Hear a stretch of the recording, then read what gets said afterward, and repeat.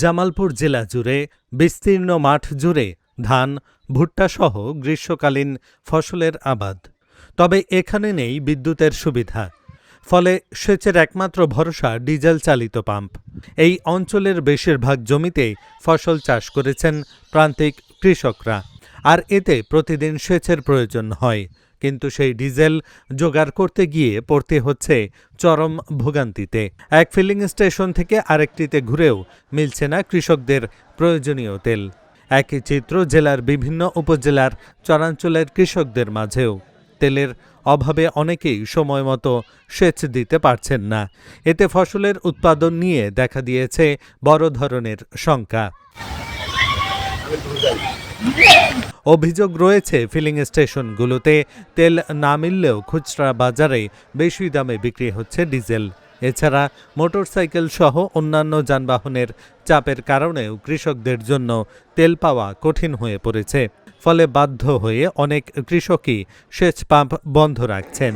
আর এভাবে কয়েকদিন চলতে থাকলে বড় আবাদে বড় ধরনের ক্ষতির আশঙ্কা করছেন তারা। আমরা কৃষক তেল বেগর খেতে পানি দিয়ে দিচ্ছি না, সেলু মেশিন চালাইতে পারতেছি না, খেতে পানি দিয়ে খেত পুড়ে গেছে, খেত ফাইটে গেছে। অন এই সময় যদি খেতে পানি আমরা না দিতে পারি তাহলে আমাদের ক্ষেতের ধান নষ্ট হয়ে যাবো।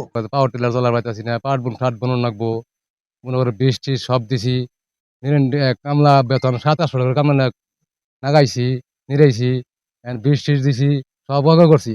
মনে করেন পানি না দেওয়ার ফলে সব তো যান ছিড়ে গেতে থাকা, তাহলে আমরা কি করবো? সকাল 7টা থেকে যায় লাইনে দাঁড়াইছে, এখন মনে তেল উড়ার পাইতেছে না। এখন তেল উড়ায় কোন খেতে যায় পানি দিব।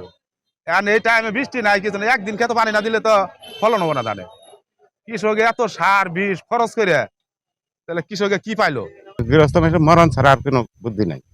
এই তেল বাগরে আঙের সবকিছু হারায় না। এই তেলের পরে বিশেষ করে ব্যাগ কিছু চলতেছে, তেল তো চলতেছে না, তেল দিতেছে না। এই তেল নেবার গেলে সারা দিন নাইন ধরে খাই থেকে হাইরা ওই 2 লিটার 3 লিটার করে তেল দেয়, তাও কতদিন পাওয়া যায় কতদিন পাওয়া যায় না। এটা তো আঙ্গের তো এখানকার চলাফেরা তো খুব কষ্ট মতো ফেরে আমরা। আঙ্গের এখন বুদ্ধি কি? আঙ্গের তো কোনো বুদ্ধি নাই। আঙ্গের একমাত্র মরণ ছাড়া আর কোনো বুদ্ধি নেই। জেলা প্রশাসনও বলছে সরকারি নির্দেশনা অনুযায়ী কৃষকদের জ্বালানি সরবরাহ নিশ্চিত করতে পদক্ষেপ নেওয়া হচ্ছে। এবছর জামালপুর জেলায় 1,26,385 হেক্টর জমিতে বোরো আবাদ হয়েছে। বর্তমানে বোরো ফসলের অবস্থা খুবই ভালো। আমরা কৃষি বিভাগের পক্ষ থেকে চাষিদেরকে প্রয়োজনীয় পরামর্শ দিয়ে যাচ্ছি। আর সেচ কার্যক্রমের জন্য বর্তমান পরিস্থিতিতে উপজেলা প্রশাসন, জেলা প্রশাসন এর সহায়তায় আমরা কৃষকদেরকে নির্দিষ্ট পরিমাণ